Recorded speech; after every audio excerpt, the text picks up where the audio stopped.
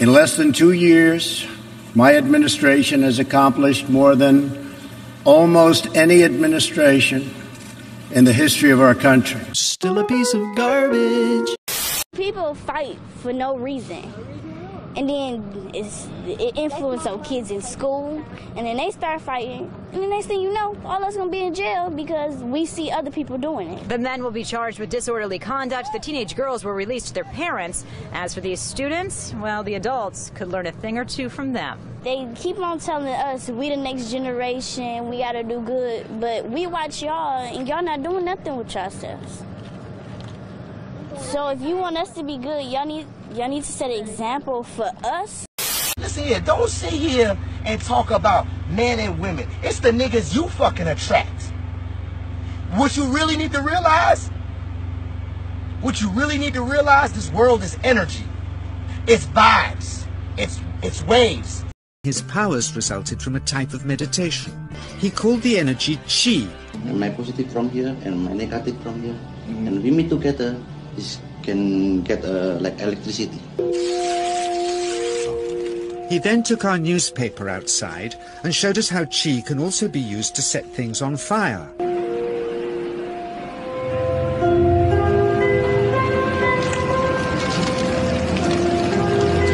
Nigga, the people that come into your life is the motherfuckers you attract into your life. And that's why I tell you, you need to change your motherfucking thought process. Look at the shit you watch on TV. Do you watch anybody having no positive relationships and shit like that? No, you watch a bunch of drama on fucking TV. Nigga, you're bringing that shit into your life. That's what comes into your life. The eyes are the window to the soul. The ears are the window to the soul. Look at the shit you constantly watch. Look at the shit you constantly listen to.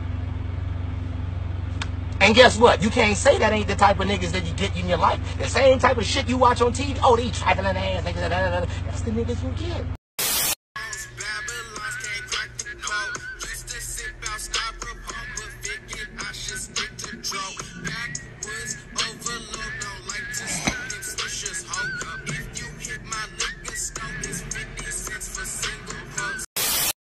Oh my God.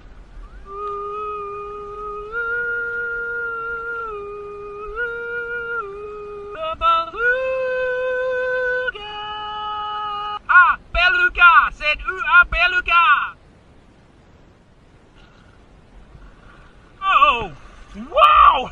What? Oh my God! Back again! Oh my God! Woo! Woo! Woo!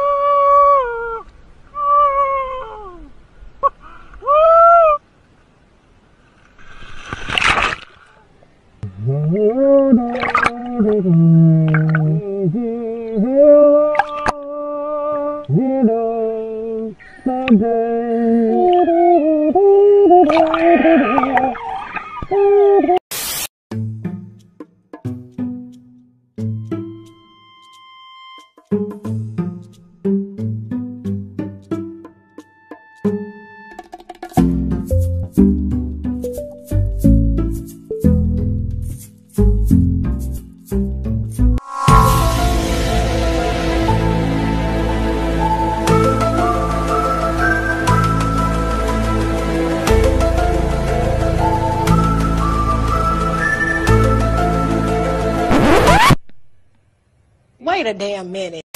We're so materialistic. All we do is shop. All we do is patronize entertainers and patronize entertainment. We spend over $1 trillion in goods and services, and half of that money is gone to people that don't look like us. We give our money to the people with the corner stores. They do nothing for our community at all. In the black community, our dollar doesn't even last 24 hours. It doesn't even circulate 24 hours. But you look at the Jewish community, it's about 19 days approximately. You look at the Asian community, it's damn near a month. When you circulate money, what happens is the money literally multiplies before your eyes. So let's say, for example, I got $1. Well, that dollar doesn't disappear just because I spent it.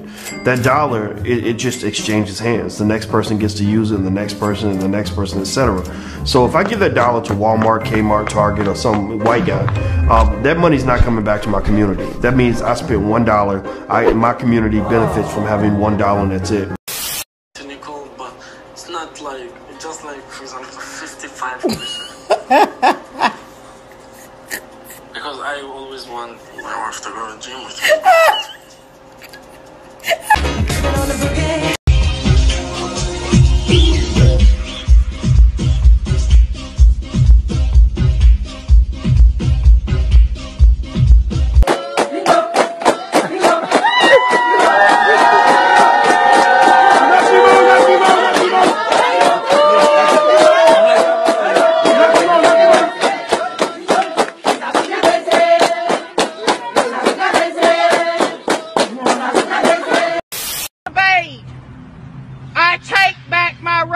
Your parent.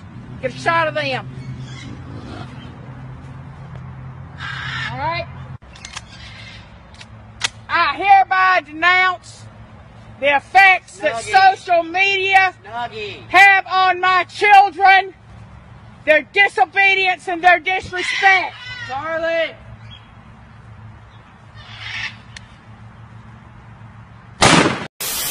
We are going to become gods. Period. If you don't like it, get off. You don't have to contribute. You don't have to participate. And if you're going to interfere with me becoming God, you're going to have big trouble. Then we'll have warfare. The only way you can prevent me in this 50 year is to kill me. If you kill me, I'll kill you.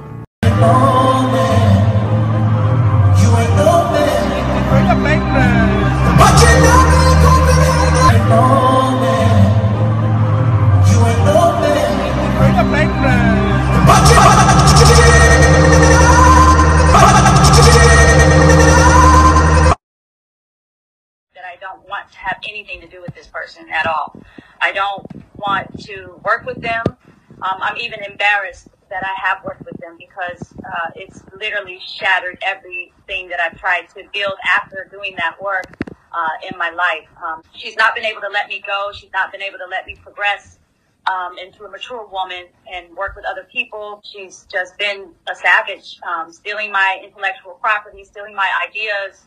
I think there's a huge amount of jealousy there that she hasn't discussed with me, and I've just been bullied this entire time. This has been going on for a very long time. This has been going on since 2006, and it's just been getting worse and worse and worse. And for a very long time, I put this person on a pedestal. I loved them. And the entire time, this person was casting spells and manipulating me and controlling my job situations, my relationships. The actual secret is that Masonry is a sex cult. What?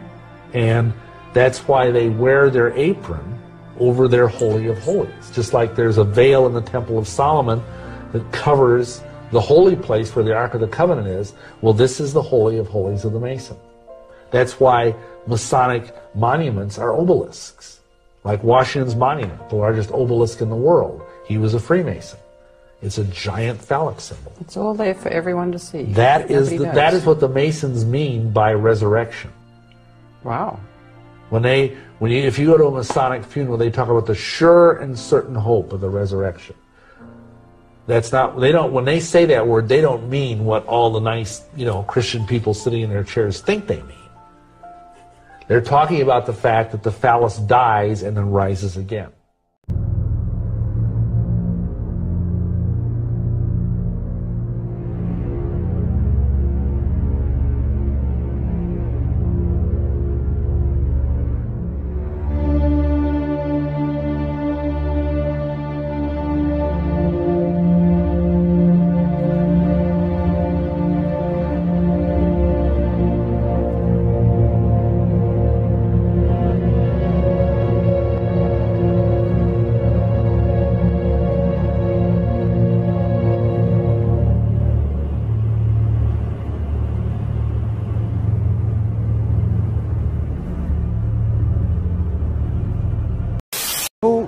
comes out ahead and who doesn't?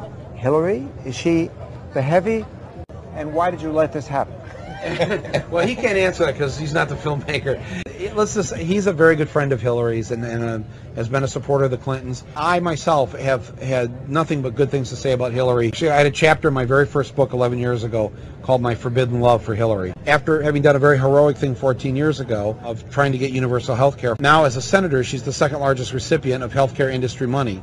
And Harvey, I know he doesn't like the Hillary thing, but if you never hear from me again... But just getting back to Hillary, I just want to clarify this. Yes, I did ask Michael to maybe consider taking out that 30 seconds. I love you, Harvey, but see ya. I have to do the right thing here. And he did. I want to start by thanking Harvey Weinstein. Harvey Weinstein, friend of yours, right? The marketing industry is very much like the media industry. Just 4 mega corporations control the vast majority of all advertising agencies. The Omnicom Group of New York, WPP of London, Publicis of Paris, and Interpublic of New York are the key corporations in the West. Dentsu of Tokyo is the next largest group, and 5th globally.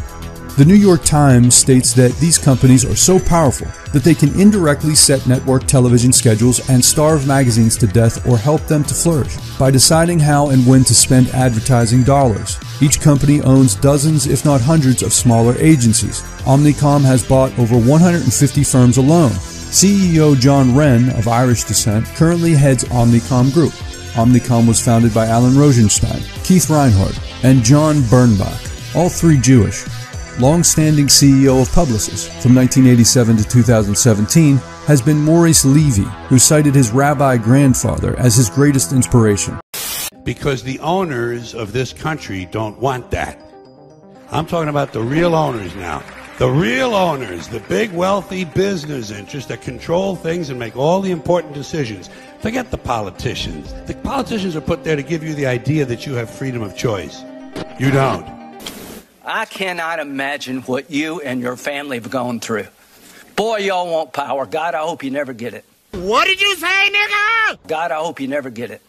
I hope the American people can see through this sham. That you knew about it and you held it. You had no intention of protecting Dr. Ford. None. She's as much of a victim as you are. God, I hate to say it because these have been my friends. But let me tell you, when it comes to this, you're looking for a fair process? You came to the wrong town at the wrong time, my friend. Do you consider this a job interview? The advice and consent role is like a job interview. You consider that you've been through a job interview? I've been through a process of advice and consent under the Constitution. Would you say you've been through hell? I've been through hell and then some. When you exposed yourself to his 10-year-old sister, did you have an erection? No. I mean, no. Partial, maybe. Partial erection? Maybe, yes. How did you talk to her? What kinds of things did you say? What is it that What? you're looking for? How did you talk to her? What kinds of things did you say? The exposure happened a couple of times. A couple of times. You told me once. No, I said on the list it happened several times. I said on the disclosure. Several times. Oh, yes. You have to understand I was being shot in the face with a shotgun, so several times. It happened with a 10-year-old. Okay. Well, no, she was 11 and then like 12 and 13. You have no choice. You have owners. They own you. They own everything. They own all the important land. They own and control the corporations. They've long since bought and paid for the Senate, the Congress, the state houses, the city halls. They got the judges in their back pockets. And they own all the big media companies, so they control just about all of the news and information you get to hear. They got you by the balls. Some people say that mass immigration into the United States can help reduce world poverty. Is that true? Well, no, it's not. And let me show you why. This gumball represents the 1 million legal immigrants that the United States has taken every year on average since 1990.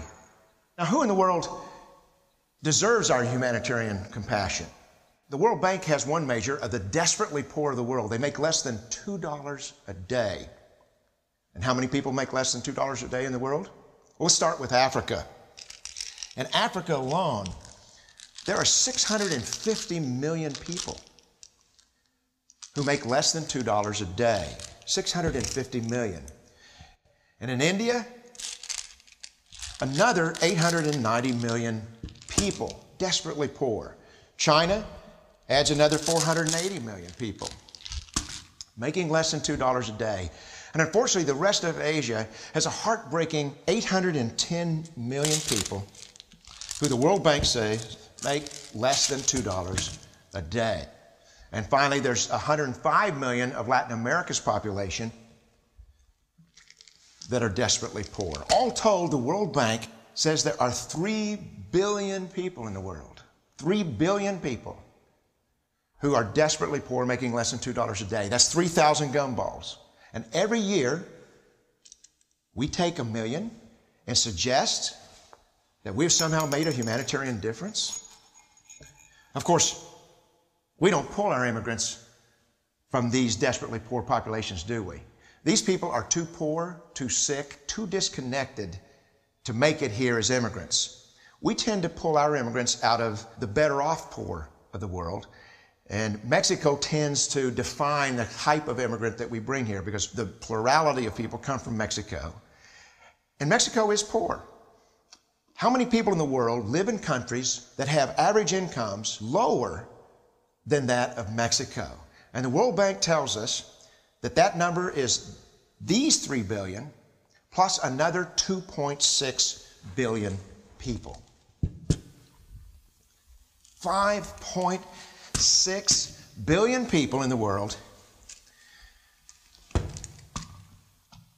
who live in countries with average incomes below that of Mexico. That's 5,600 gumballs. And so what is it that the elites are telling us? They're telling us that when we take this 1 million immigrants, that we somehow or another are tackling world poverty. And we have to do it regardless of the effect on our unemployed, the working poor, the most vulnerable members of our society, regardless of the effect on our natural resources. Even if we went by the most radical proposals in Washington, which are to actually double our immigration to 2 million a year, which would totally overwhelm our physical, natural, and social infrastructures, we couldn't make a noticeable difference. Days after 9/11, I went through the Pentagon and I saw Secretary Rumsfeld and Deputy Secretary Wolfowitz. I went downstairs just to say hello to some of the people on the Joint Staff who used to work for me, and one of the generals called me and he said, "Sir, you got to come in. You got to come in and talk to me a second." I said, "Well, you're too busy." He said, "No." He says, "We've made the decision. We're going to war with Iraq." This was on or about the 20th of September. I said, "We're going to war with Iraq. Why?" He said, "I don't know." He said, "I guess they don't know what else to do." So I said, "Well, did they find some information connecting Saddam to Al-Qaeda?" He said, No. He says, "There's nothing new that way. They've just made the decision to go to war with Iraq." He said, "I guess it's like we don't know what to do about terrorists, but we've got a good military and we can take down governments." And he said, "I guess if the only tool you have is a hammer, every problem." In our world, there will be no emotions except fear, rage, triumph, and self-abasement. The sex instinct will be eradicated. There will be no loyalty except loyalty to the party. But always there will be the intoxication of power. Always, at every moment, there will be the thrill of victory, the sensation of trampling on an enemy who is helpless. If you want a picture of the future, imagine a boot stamping on a human face forever. The moral to be drawn from this dangerous nightmare situation is a simple one.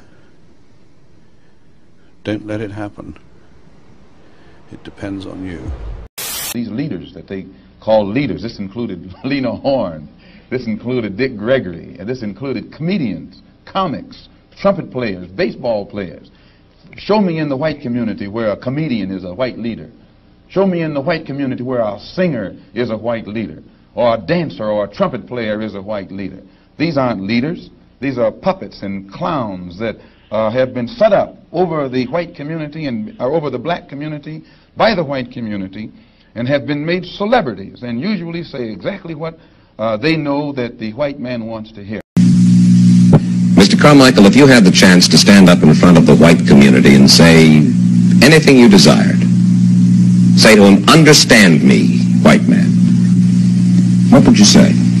I would say, "Understand yourself, white man, that the white man's burden should not have been preached in Africa, but it should have been preached among you.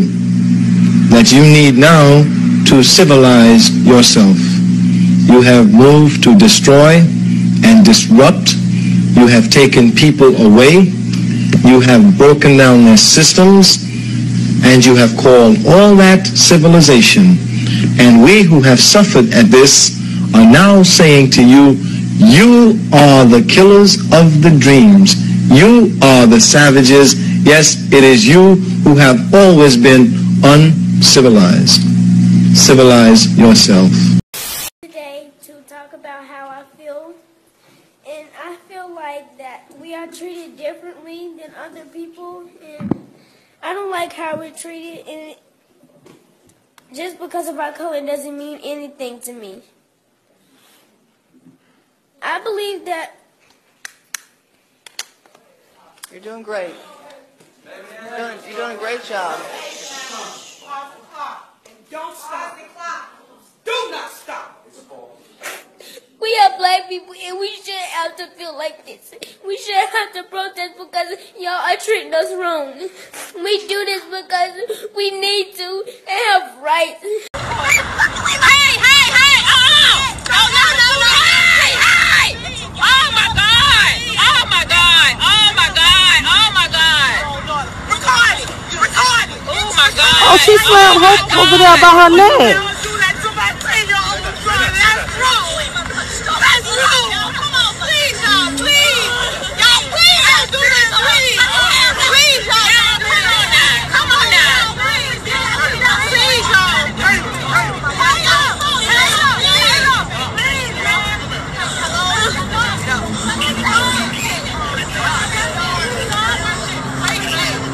Oh, shit!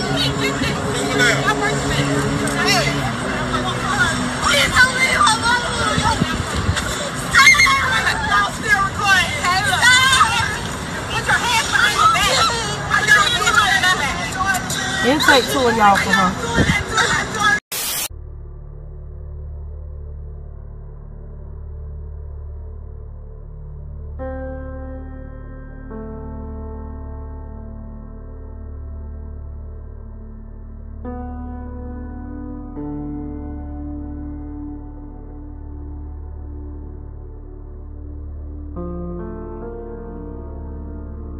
He went to his grave never knowing why the police officer came into his apartment and shot him.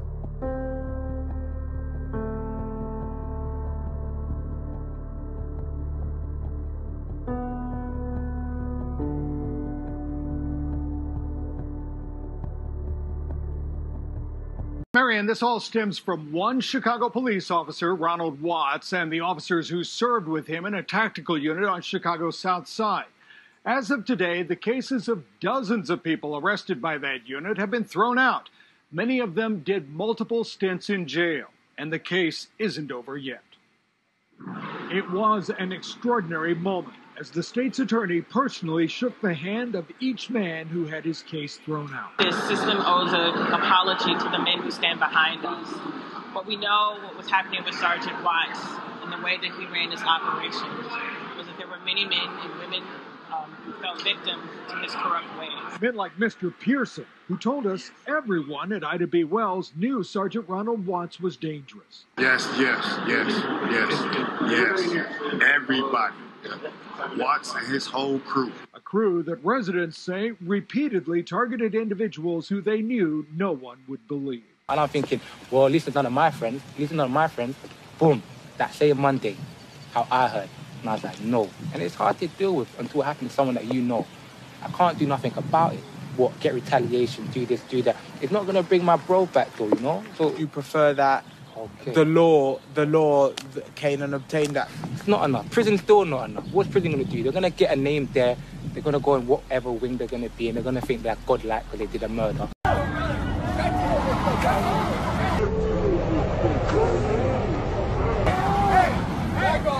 When you witness your partner speak about people of color and refer to them as savages, refer to them as animals, when you see they don't care, when you hear them say, hey, this is America, speak English, I have to interrupt and say, I got this. And then I speak to them in their language. I take them to a different room and I talk to them like a person because they have problems. The fact that a person could put on a uniform and become that way, there's a lot happening behind the scenes that leads to that. One of the only jobs where one cop does something, we all get blamed for it.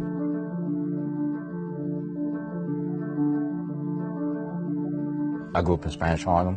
One day I was coming out of church and with my friends. These cops, they came up to us, plain clothes. He took his gun, kept it drawn, and went to my friend Corey's face and put it to his face and held it there. His partner was looking at him and walked away in disgust.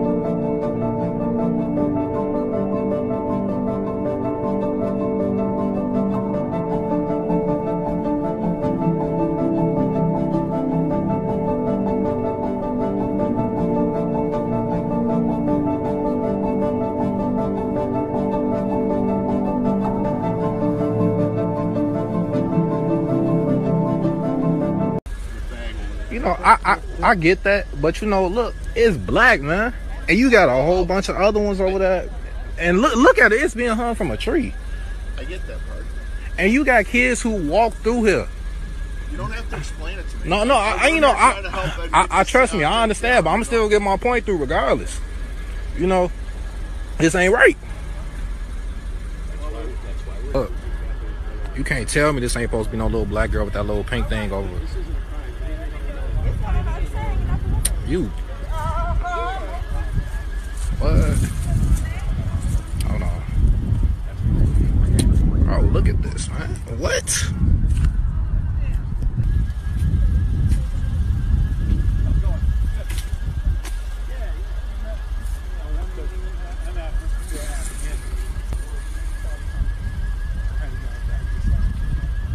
There's nothing fucking wrong with me. I'm sorry, but I'm a mental man. I'm fucking okay. You can get it. Fuck! Maybe exciting as shit, man. Fuck's sake. A code is just a way of getting things done, getting through the day, just one day. Just get through that day, doing the best things that you can possibly do for that day. We're all given by whatever created a day and put us in this day, time and energy.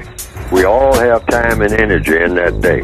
How do you use your time and energy in order to compensate for what you have been given, which is breath in your body and a body for the breath to be in, by whatever created the universe, to produce the best possible result?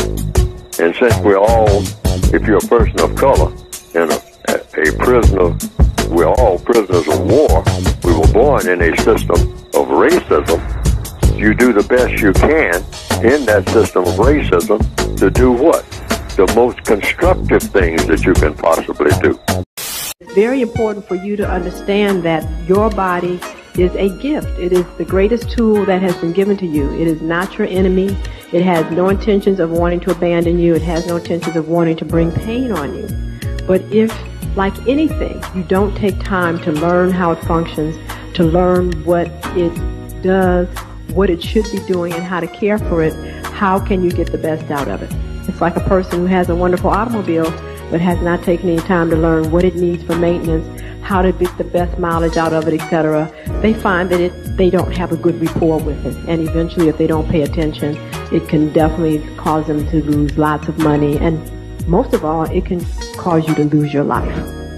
An automobile was not built to do any of these things except to be able in comfort and in style to get you from point A to point B.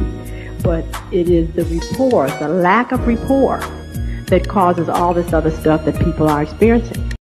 Once again, I mean, it's a very simple concept. Living beings, living body, living foods.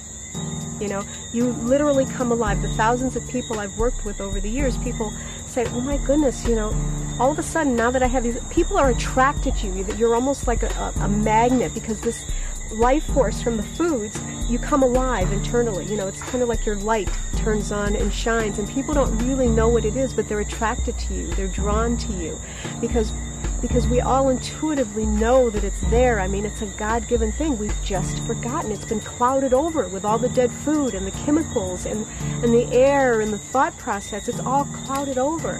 But once you start to detox your body and bring these living foods, most people don't have a clue as to what health is all about.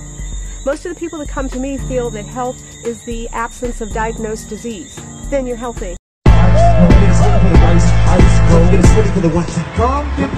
Usually we see like a lot of junk food, a lot of high sugar, sugary juices. Literally, we have barely any water. We have more flaming hots being sold than bananas, apples, and grapes, stuff like that. So that's why we have a corner store campaign to introduce that to our community once again. We trying to refresh the hood. This movement is brought to you by Iman.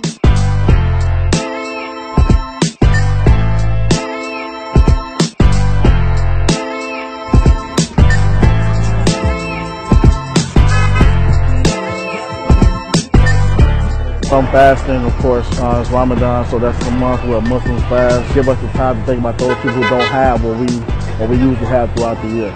We basically have fresh fruits and vegetables that we give to the community so they can eat, and also come and enjoy the music and also build relationships with them.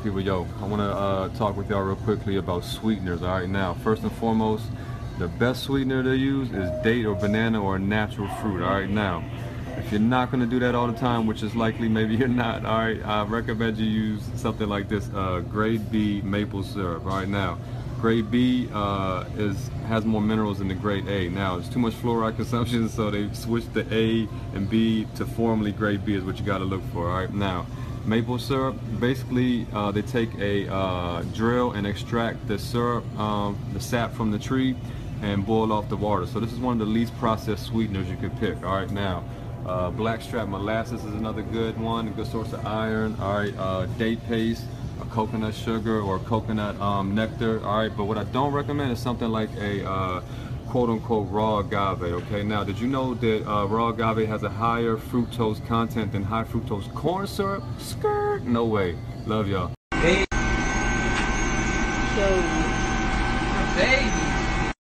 You know, that's my specialty, parasites. You know, these bugs, these some of them are smaller than, you know, you can see with the human eye. Some are 33 feet long, living in your food. And you feel like you cook your food, right? You cook your nice steak or your nice chicken wing, you know, really well. But your stove only goes to 500 degrees. A lot of these animals, these beings, they can withstand 1500 degrees Fahrenheit. Now, if you got a brick oven or a pottery oven or in the house and you're cooking your meat in there and it turns into a little white powder, you might be safe. But these parasites get in your body, they take over. They control your thought process. They control digestion. They live in your organs. They eat you from the inside out. And one of the #1 parasites in a lot of the flesh is called the flesh-eating bacteria.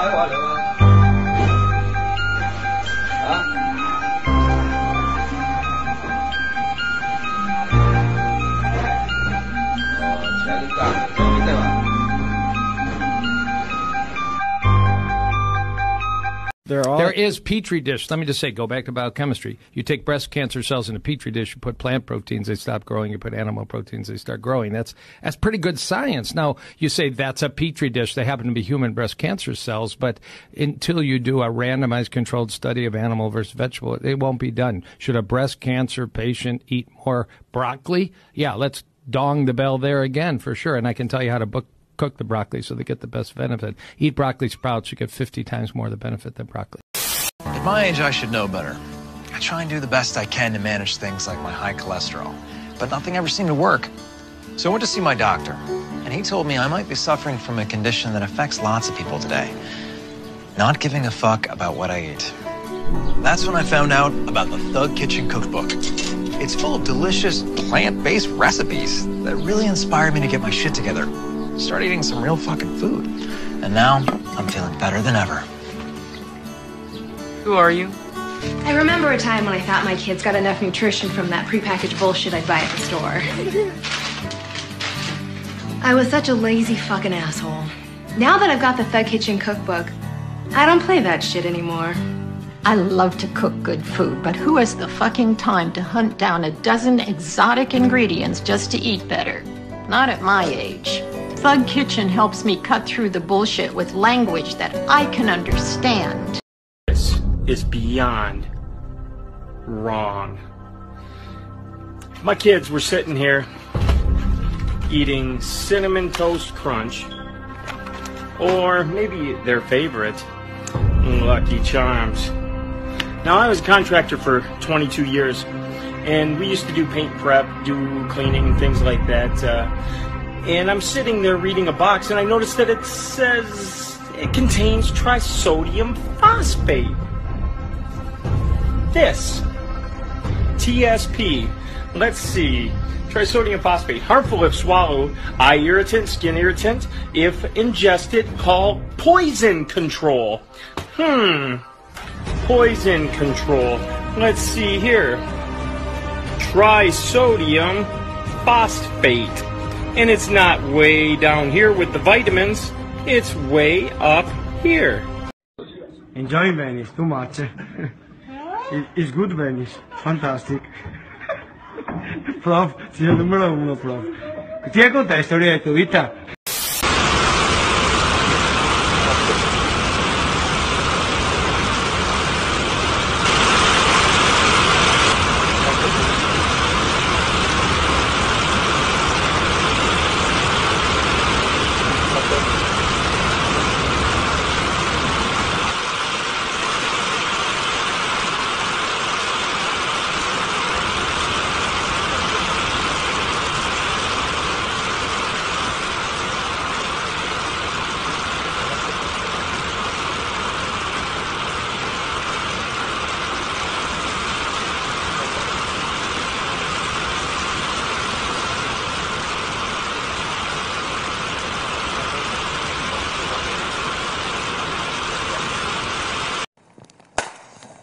With a small pop and a puff of smoke, cloud seeding is done in the hills above Pasadena.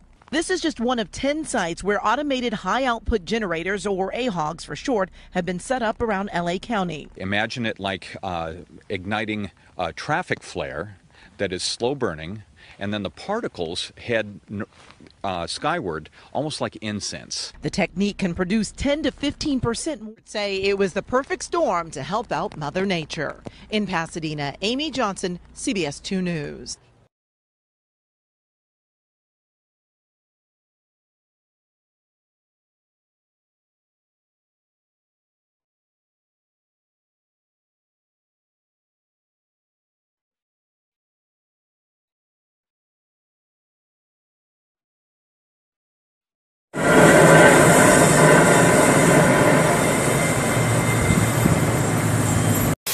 Now, what in the haberdasheries and hemoglobin is going on here? We got skate cops on rollerblades. What y'all really gonna do? When you got to really take down the suspect, you got to chase him down. What you gonna do? When he hit them steps, y'all was just powerless. Powerless right there at the steps. What you really gonna do when people hop a fence? This is ridiculous. Now, bicycle cops barely get enough respect out here on the streets, man. They making ends meet on the respect tip. Now, you rollerblades? That's what we doing out here? What if you get tripped up? What about the grass? What y'all gonna do in the grass? The mud? Gravel? Oh, y'all just silly. Can I sign it? Seriously? We're allowed to sign it, right? We hate white supremacy, too. We hate it. Can we sign it? Is anyone supported here? You guys, I'm not sure what you're protesting.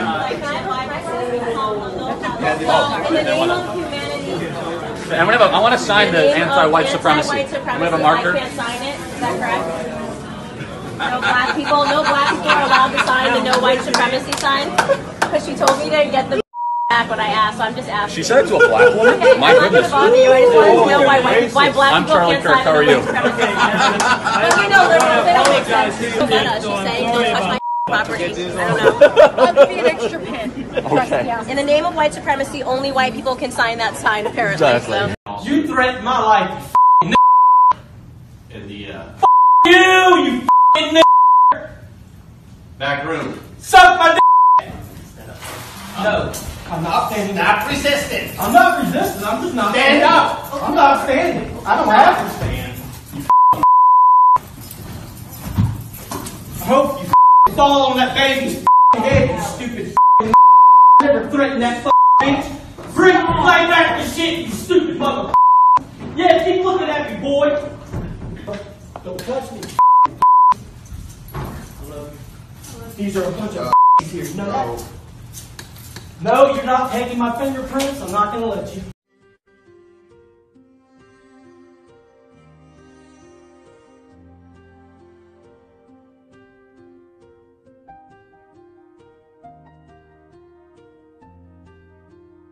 He's a very, very good daddy and grandson. And he was my youngest grandchild. Oh, God.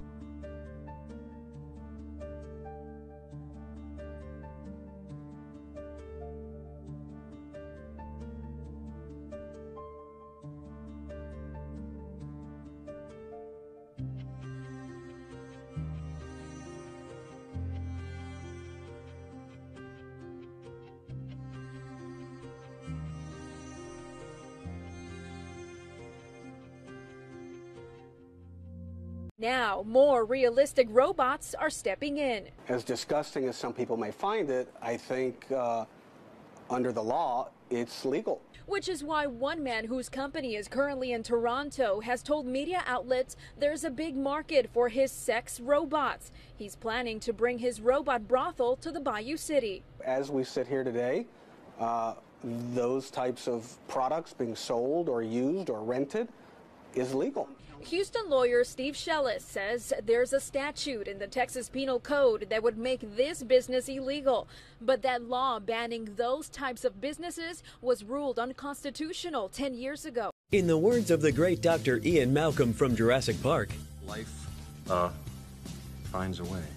But it seems Russian scientists may be the ones to find that way. According to The Mirror, a group of Russian biologists hope to bring back extinct species using genetic material frozen in permafrost for thousands of years, much like in Jurassic Park. But they aren't hoping to bring back dinosaurs, at least not yet. According to the Daily Express, using ancient frozen DNA, they hope to, quote, study extinct animals from living cells, and to restore such creatures as the woolly mammoth, woolly rhinoceros, cave lion, and breeds of long-gone horses. And there is already a collaboration in the works between Russian and Harvard scientists to implant woolly mammoth genes into an Asian elephant embryo as early as 2020. The new cloning facility, which will have its plans detailed at an investment forum in September, cost nearly $6 million. Found that for $5 that a white could put his name on the dolls rolls and be called himself an Indian and be entitled to all these benefits, and all their children could be entitled to all these benefits forever.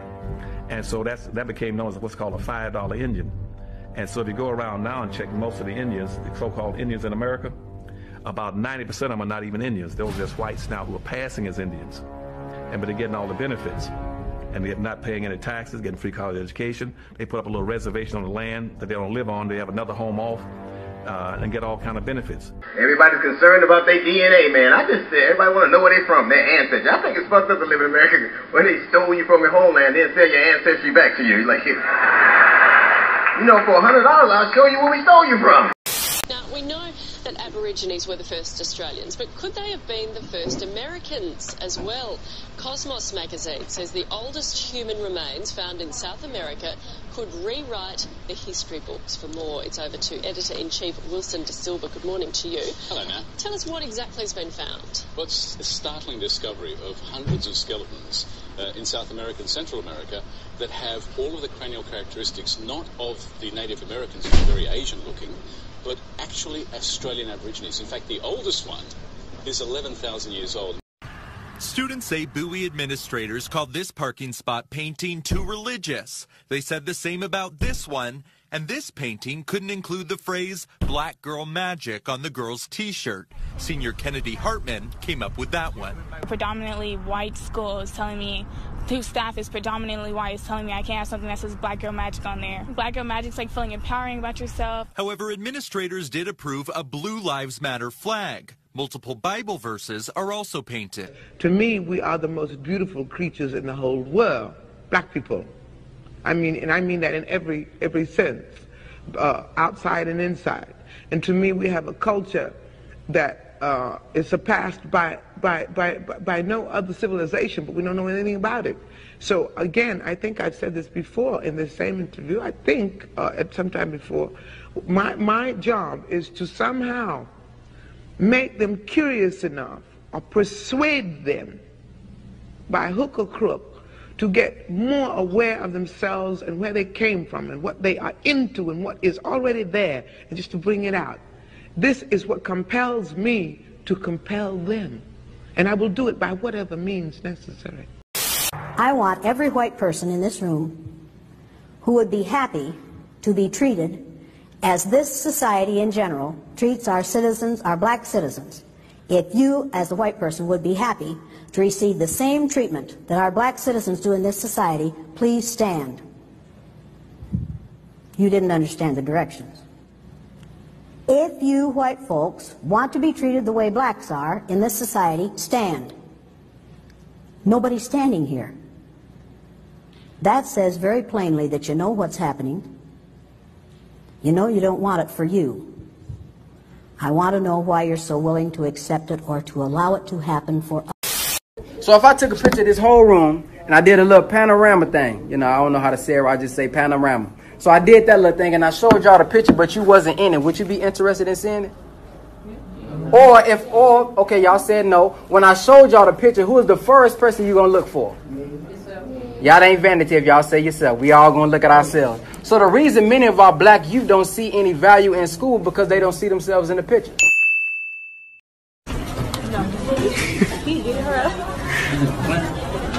I'm sorry. I'm gonna break this whole shit off. You playing with me? Nigga say you playing with me. I'm sorry. Stop it! Oh my God! Get help! Help! Help! See, when Bill Cosby tried to buy NBC or ABC, whatever it was, when he did that, that's when them white folks got crazy. He took a human being, he sold him like an animal, and separated him from his family. America invented the cruelest slavery in the history of the world because it broke up black families. It's interesting. When it comes to African Americans in the world of sports, I don't know if anybody has noticed this, but did you know that sometimes they would prefer to have an athlete with problems like Josh Gordon than athletes who might be a problem like a Colin Kaepernick or a Des Bryant? Does anybody notice that? Has anybody ever asked the question as why? Because I'm going to ask that question. I'm going to speculate what the answer is. See, when you're troubled, you're easily controllable. Because if you Josh Gordon, what position are you in to stick out your chest and demand anything? What position are you in to speak your mind and speak up about different issues? What position are you possibly in to be empowered in any way when you've got the kind of problems that he has?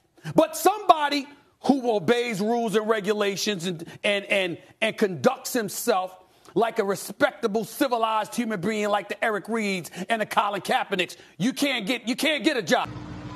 After slavery was over, America kept breaking up the black man's family. And that's some awful history to teach.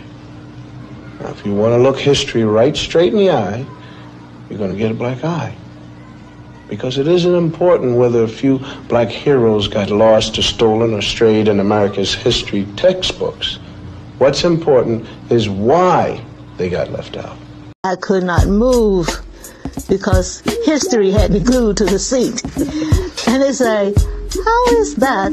I say, because it felt like Soldier on the Truth, hands were pushing me down on one shoulder, and Harriet Tubman, hands were pushing me down on another shoulder. And I could not move. And I yelled out, it's my constitutional rights. So I was sitting in the color section. But because of Jim Crow law, the bus driver had police force. He could ask you to get up. And the problem was that the white woman that was standing near me, she wasn't an elderly white woman. She was a young white woman. She had a whole seat to sit down by opposite me, in the opposite row. But she refused to sit down because of Jim Crow laws. A white person couldn't sit opposite a colored person. And a white person had to sit in front of you. The purpose was to make white people feel superior. Now, this country has got a psychological history.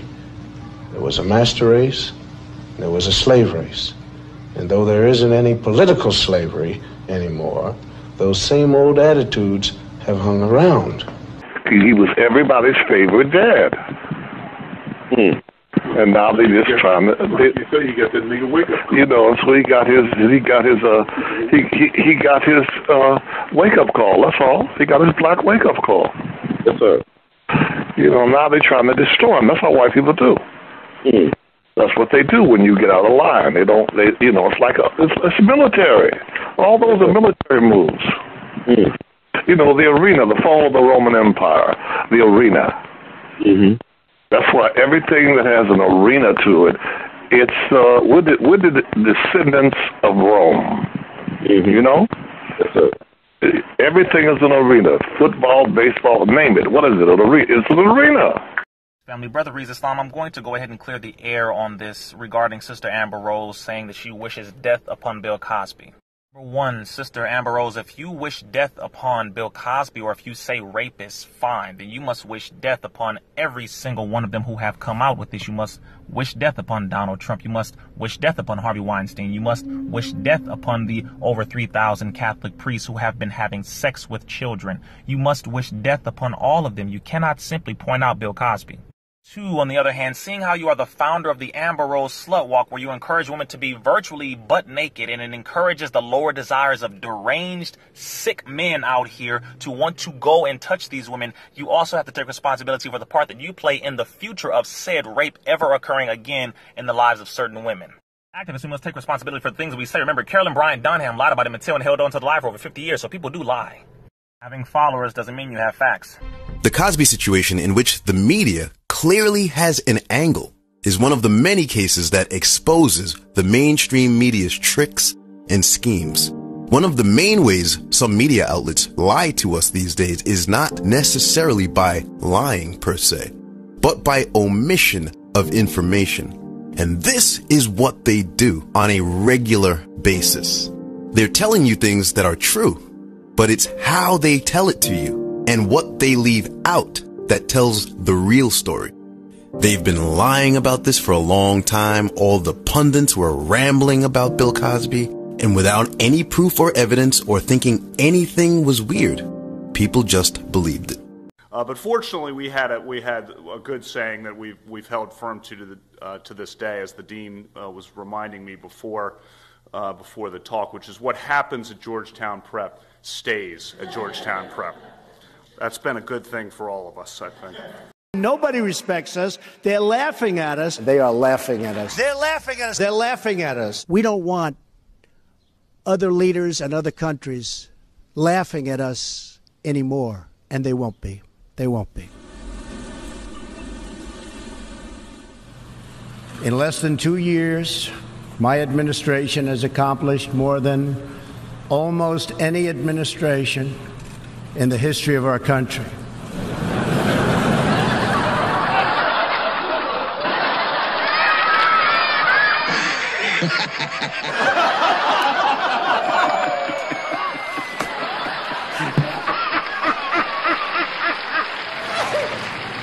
Didn't expect that reaction, but that's okay.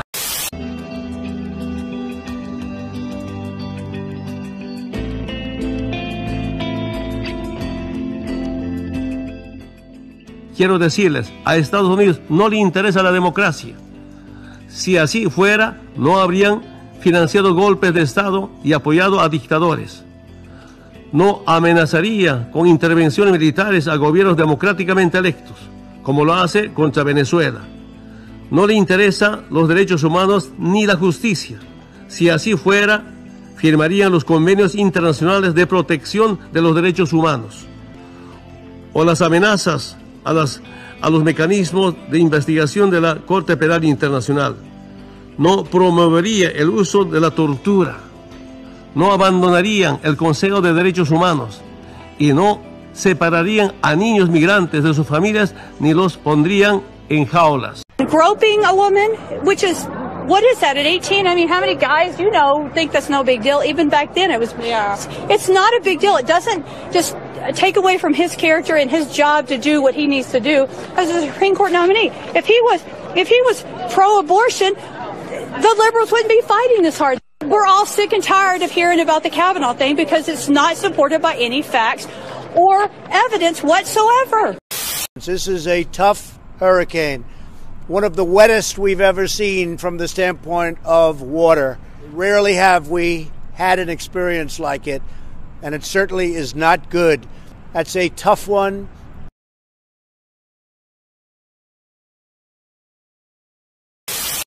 Deal. Our allies are the Germans, the French, the British. They want to keep in this deal. The world community wants to keep the deal. Let's talk about normal countries. Let's talk about Saudi Arabia. Is that who our allies are?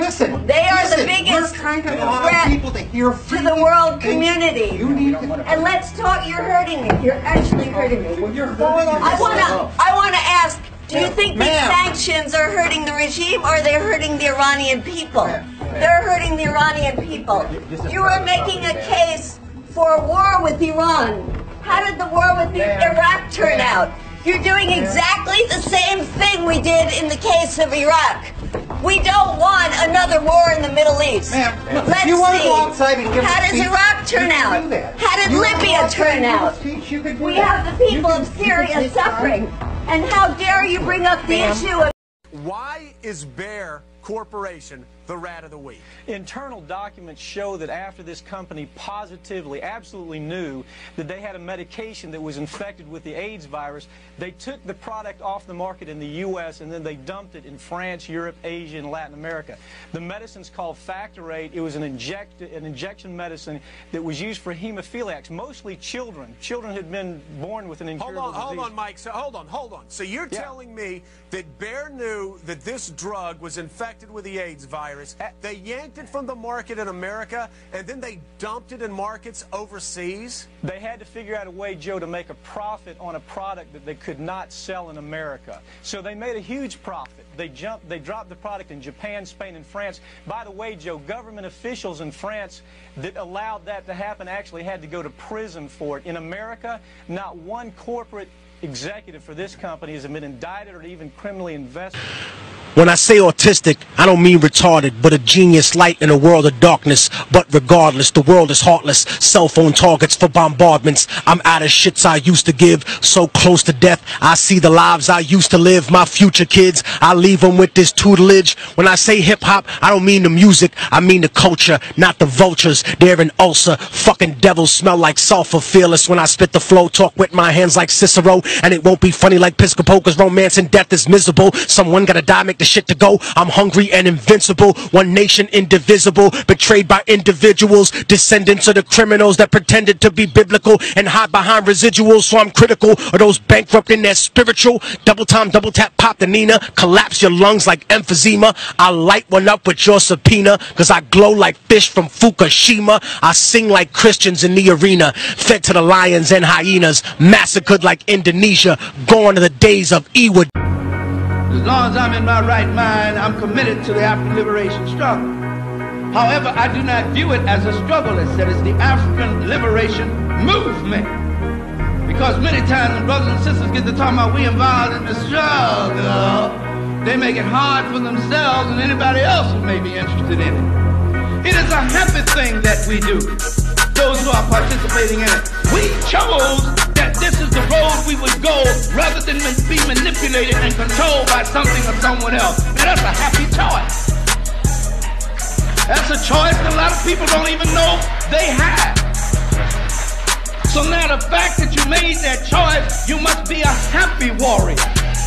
It must be a joyful task. You fight better when you're happy. Even when it comes to the point where you have to take an enemy's head off, do it with a smile.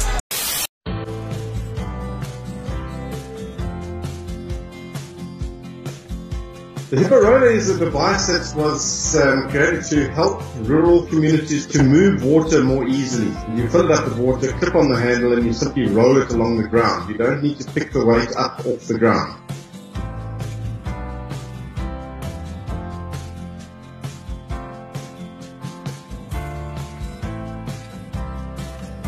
Typically what happens is it's the woman and the children who have to carry water in buckets on the head. At the water point they'll fill up their containers and they will then have to carry these containers all the way back home. But you can imagine once it's full of water it's very, very heavy.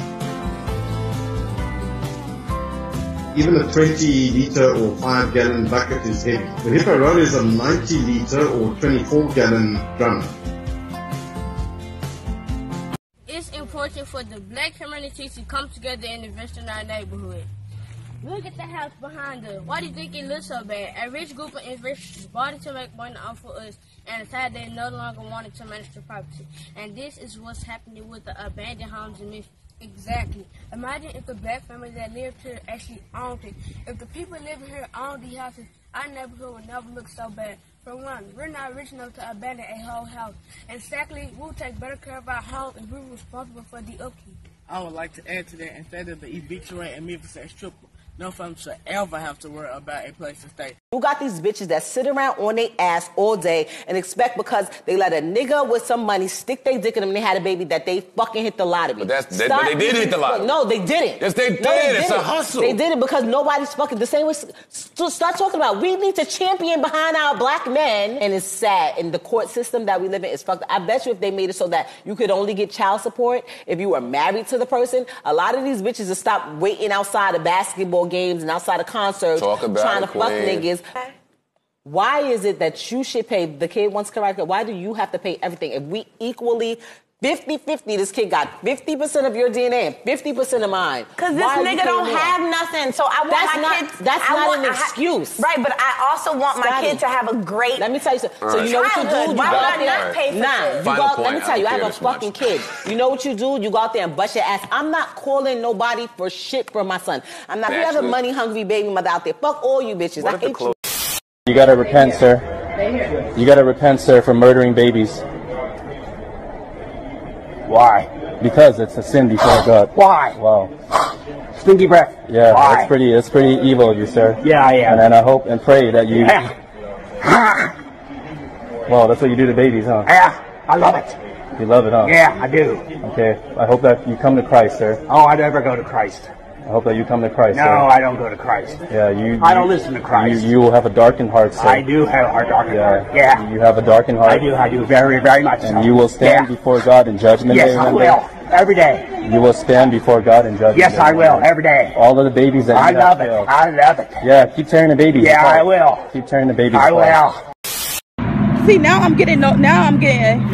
I'm not gonna. I trust me. I'm not worried about you hitting me. I'm not worried about you hitting me. My whole thing is when I'm on my Cash App now, and it's saying at 10:21, you took the $50, and then the thing is when you took the $50, you had a fake name, and then I just want to know what would make you do that.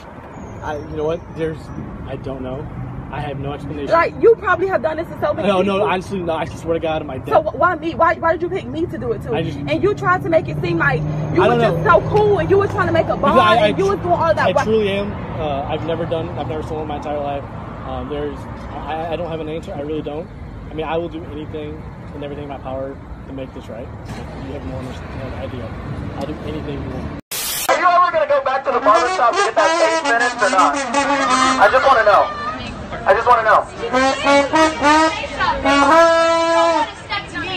Step to you about what? Why, you're a woman. You can't fight a man. You're a woman. You can't fight a man. You're not a real woman. You're not a real woman. You don't even know what you want.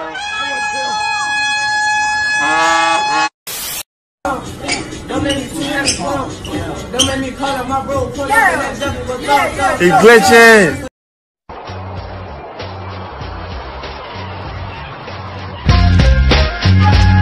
We now go to Peter Griffin for You Know What Really Grinds My Gears. Good afternoon, already going. Well, boy, let me start this evening proper. I get a piece of news today that fuck up my whole childhood. Apparently, the people behind Jim Henson's puppets from Sesame Street came out and said that yes, Ernie and Bert gay. How the fuck all you can put two bullaman on a program this ever trend? I thought there's two partners that, living together because they're sharing the rent because, rent expensive on Sesame Street, and they go, well, here what, we go split the rent. And Ernie and Bert is then two brethren from school. Me and not two of them bullying one another. Oh, fuck, man, that fuck up my whole childhood. I had a rubber ducky. I had a fucking rubber ducky that I used to bathe it as a child. I used to look up at the moon and I never I'd like to visit the moon. Oh, that fuck up my whole childhood, boy. My whole childhood.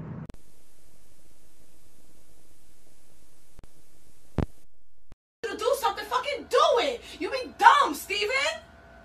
What are you looking at me like you dumb? Because you just said my name. That's your fucking name. What the fuck else you want me to call you? So you must really be mad. And for what? Why you mad for? What the fuck is mad? You mad. You must really be mad if you calling me by my name. Yo, shut the fuck up. Calling me Steven. No bae, no boo, no butter. My name. Literate. My name? Yeah. You mad? What the fuck is that? That's not English, bitch. That's not, I don't even care about that shit. When I ask you to do something, fucking do it. Alright. I didn't know you wanted me to do it. If you said, yo, just do it, I would have did it right then and there. I'm going to just do it. I'm just not going to do it. Shut the fuck up. How about that? You like that? That's what's going to get you to shut up? Up. Shut the fuck up. Fucking dickhead. Stupid bitch. That's what you want? Nah, but you really mad.